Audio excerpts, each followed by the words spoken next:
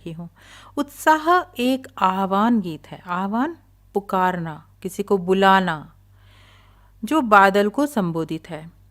बादल निराला जी का प्रिय विषय है। ये निराला जी हैं, सूर्यकांत त्रिपाठी निराला जी, जो इस कविता के कवि हैं। उन्होंने बादल पर कई कविताएं लिखी हैं, बहुत सी कविताएं लिखी हैं। कविता में बादल को उन्होंने एक तरफ, यानी उसके दो रूप दिखाए। एक तरफ तो वह पीड़ित प्यासे लोगों की इच्छाओं को पूरी करता है, उनकी प्यास बुझाता है, गर्मी को दूर करता है, राहत देता है। तो दूसरी तरफ वही बादल, उसी बादल को वे एक कवि के रूप में देखते हैं और कहते हैं कि ये वह कवि है जो अपने नए नए विचारों से, नई कल्पनाओं से नया सृजन करेगा और नए अंकुर के लिए विध्वंस, विप्लव, विध्वंस मीन्स विनाश। जब हमें कुछ नया करना होता है, कोई नई चीज़ स्थापित करनी होती है, तो पुराने को हटाना पड़ता है। विप्लव यानी विद्रोह, क्रांति चेतना, उसको भी लोगों के बीच जागृत करना, नई चेतना उनमें जगाना, ऐसा काम भी जो संभव कर सकता है, उस कवि के रूप में भी बादल को वे देख रहे हैं। तो दो अर्थों में यह कविता आपको पढ़ने को मिलेगी। कवि जीवन को व्यापक और समग्र दृष्टि से देखता है। व्यापक और समग्र दृष्टि, पूरी तरह से देखता है। जीवन के हर पहलू को उसने अध्ययन किया है और उसके बारे में वह चर्चा करता है। कविता में ललित कल्पना, ललित का अर्थ होता है सुंदर या मनोहारी, तो सुंदर कल्पना आपको मिलेगी इस कविता में। तो वहीं दूसरी ओर क्रांति चेतना, क्रांति के लिए चेतना को जगाना भी दिखाई देगा। सामाजिक क्रांति या बदलाव में साहित्य की भूमिका महत्वपूर्ण होती है। इतिहास को खंगाले तो हम देखेंगे कि जितनी भी क्रांतियां हुई हैं, रिवॉल्यूशंस हुए हैं, उनमें लेखकों का भी योगदान होता है और भारत की आज़ादी मिलने में भी इन साहित्यकारों का अपना योगदान है। क्योंकि साहित्यकार अपनी कलम से, कलम की धार तलवार से भी तेज होती है, तो लेखक के लेखन में इतनी शक्ति होती है कि वह चाहे तो सोए हुए जो व्यक्ति हैं, यानी जो व्यक्ति निराश हो चुके हैं, उनमें उत्साह भर सके या उनमें देश प्रेम की भावना जगा सके। तो भारत जब परतंत्र था, यह कविता उन दिनों लिखी गई जब भारत गुलाम था, लोग हताश हो चुके थे, शायद समझौता कर चुके थे अपनी गुलामी के साथ। तो उन लोगों में उत्साह जगाने के लिए वे ऐसे कवि को बुला रहे हैं, पुकार रहे हैं, जो अपनी रचना से, नई कविता से लोगों में जोश भर सके, उत्साह भर सके। वही उत्साह जो बादल को देखकर लोगों में जाग जाता है, उम्मीद, आशा उनमें जाग जाती है। तो ऐसा कुछ रचे वो कवि जो लोगों में ऐसे ही उत्साह का संचार कर सके और लोग समाज में क्रांति लाने के लिए उठ खड़े हों। निराला इसे नवजीवन, नया जीवन, जो बादलों के द्वारा लाई गई बरसात इस धरती पर लाती है, नए नए पौधों के रूप में, या फिर नूतन कविता के संदर्भ में देखते हैं। उत्साह कविता। बादल गरजो, कवि बादल से कहता है तुम गरजो, क्योंकि आज जो समय है वह रिमझिम बरस के फुहार से इस धरती को तृप्त कर देने वाला समय नहीं है। उससे वह फुहार या वह रिमझिम काफ़ी नहीं होगी, तुम्हें गरजते हुए बरसना पड़ेगा। गरजना इसलिए है कि जो लोग हताश हो चुके हैं, जो लोग निराश हो चुके हैं, जो सो चुके हैं, निराशा में बेसुध हैं, उनको तुम्हें जगाना है। तो तेज आवाज़ में गर्जन करो, अपनी गर्जना से उन्हें संकेत दो, उन्हें सूचित करो कि अब आशा की किरणें फैल रही हैं, तुम वहाँ उपस्थित हो। जल्दी ही वर्षा होने वाली है, गर्मी से राहत मिलने वाली है। घेर घेर घोर गगन, यहाँ अनुप्रास अलंकार देखने को मिलता है और साथ ही घेर घेर में प्रकाश पुनरुक्ति अलंकार भी है।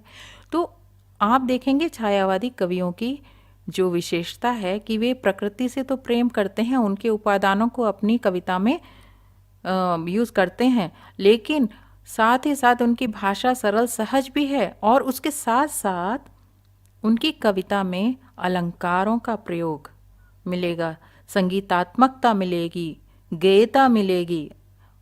तो यहाँ आप देखें वे कह रहे हैं घेर घेर घोर गगन, धाराधर ओ, धारा तेज प्रवाह से बहता हुआ पानी, उसको धारण करने वाला कौन है? बादल। बादल का दूसरा नाम धाराधर भी है।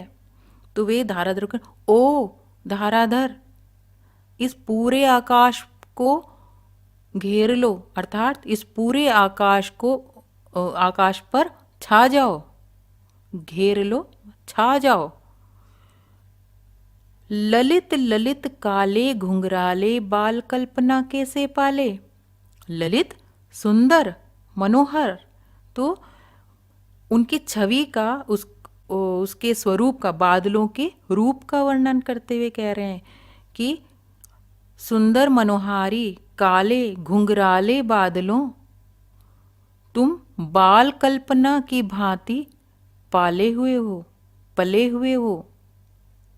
मतलब उनका जो स्वरूप है वह बाल कल्पना, बाल यहाँ पर बच्चे से है, बाल का अर्थ यहाँ बच्चा है। जैसे बच्चे की कल्पना होती है अनगढ़, मीन्स उसका कोई एक स्थायी रूप नहीं होता, वह बदलती रहती है, वह उसकी जो सोच होती है, उसके विचार होते हैं, बहुत तेज़ी से चलते हैं उसके मन में और वह कल्पनाएं रचता है और नई नई कल्पनाएं रचता है। उसकी कल्पना के रूप बदलते रहते हैं। बिल्कुल उसी प्रकार के बादल भी हैं जो अपना रूप बदल रहे हैं। तो वे कह रहे हैं सुंदर काले घुंघराले, घुंघराले क्यों कहा? जो घूंगर के समान होते हैं, गोल गोल, जैसे इस बच्चे के बाल भी हैं कर्ली। तो काले घुंघराले बच्चों की कल्पना के समान अनघड़ रूप लिए हुए बादलों। फिर आगे वे कह रहे हैं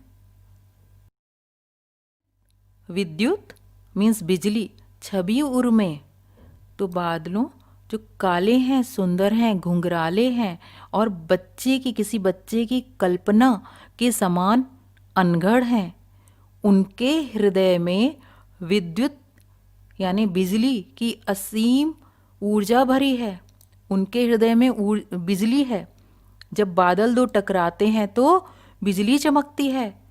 तो यह बिजली इतनी ऊर्जावान होती है कि धरती को चीर सकती है।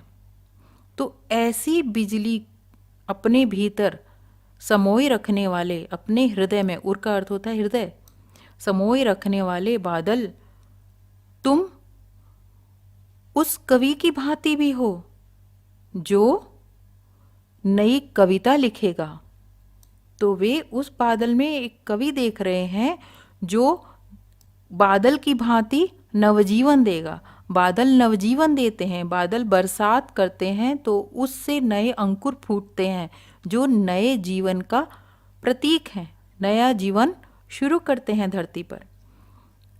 तो वे कह रहे हैं कि बादल उस कवि की भांति हैं जो अपने मन में विद्युत के समान असीम ऊर्जा को छुपाए हुए नई कविता का सृजन करेंगे। वज्र छिपा, वज्र यहाँ बिजली के लिए है, आकाश की बिजली। वज्र के दो अर्थ होते हैं, संस्कृत शब्द है ये। एक अर्थ होता है हथियार यानी शस्त्र, इंद्र उसका वज्र, उसका हथियार भी वज्र है, भाले के समान हथियार। तो एक तो अर्थ है हथियार से, दूसरा अर्थ है आकाशीय बिजली। तो यहाँ वे कह रहे हैं अपने हृदय में बिजली के समान ऊर्जा वाले विचारों को छुपा के रखो और उनको एक नई कविता में रच दो, उनको एक नई कविता का आकार दो। नूतन मीन्स नया, नई कविता रचो। तो बादलों में छुपे उस कवि से ये कह रहे हैं कि बादलों के समान जैसे बादल नवजीवन देते हैं, ऐसे ही इन निरुत्साहित निराश लोगों में तुम अपनी रचना द्वारा नई आशा भर दो, नया उत्साह भर दो, नई ऊर्जा भर दो। ठीक है। बादल गरजो, बादल तेज आवाज के साथ यहाँ गर्जना करो और अपनी उपस्थिति का संकेत दो ताकि लोगों में उत्साह भर जाए। आगे कह रहे हैं कि विकल विकल उन्मन थे उन्मन, विश्व के निदाग सक्के सकल जन। तो यहाँ गर्मी की ऋतु के बाद बरसात होती है, वर्षा ऋतु आती है। तो कह रहे हैं कि गर्मी की ऋतु में विश्व यानी संसार के निदाग गर्मी सकल सारे जन लोग, इस विश्व के सारे लोग गर्मी से बेहाल थे, विकल व्याकुल थे, उन्मन अनमने थे, उनका मन एक जगह नहीं टिकता था। इस विश्व के सभी लोग गर्मी से व्याकुल और अनमने थे। आए अज्ञात दिशा से अनंत के घन, और अज्ञात दिशा से आए अनंत के घन, आसमान पर छाए ये बादल। घन का अर्थ होता है बादल, अनंत जिसका कोई अंत नहीं है। तो किसका अंत नहीं होता? आकाश का। तो अनंत के घन, आकाश के बादल, तुम कहाँ अज्ञात दिशा से आ गए हो। क्योंकि अज्ञात दिशा इसलिए कहा क्योंकि कवि को नहीं मालूम कि वे कहाँ से आए हैं, किस दिशा से। वे जब आकाश पर छाते हैं तो यहाँ से वहाँ से सब और से आते हुए दिखते हैं। अंदाज़ा नहीं लगा सकते आप कि किस एक पर्टिकुलर दिशा से, विशेष दिशा से वे आए हैं। तो इसीलिए वे कह रहे हैं कि अज्ञात दिशा से आए हुए इस आकाश पर छाए हुए बादलों, तुम लोगों में उत्साह भरो। आगे कहेंगे कैसे कि तप्त धरा जल से तप्त धरा, गर्मी से तपती हुई इस धरती को बरसात के पानी से तुम बरसो, और इस धरती को, गर्मी से तपती धरती को शीतल कर दो। बादल गरजो, बादल तुम गरजो, गर्जना करो।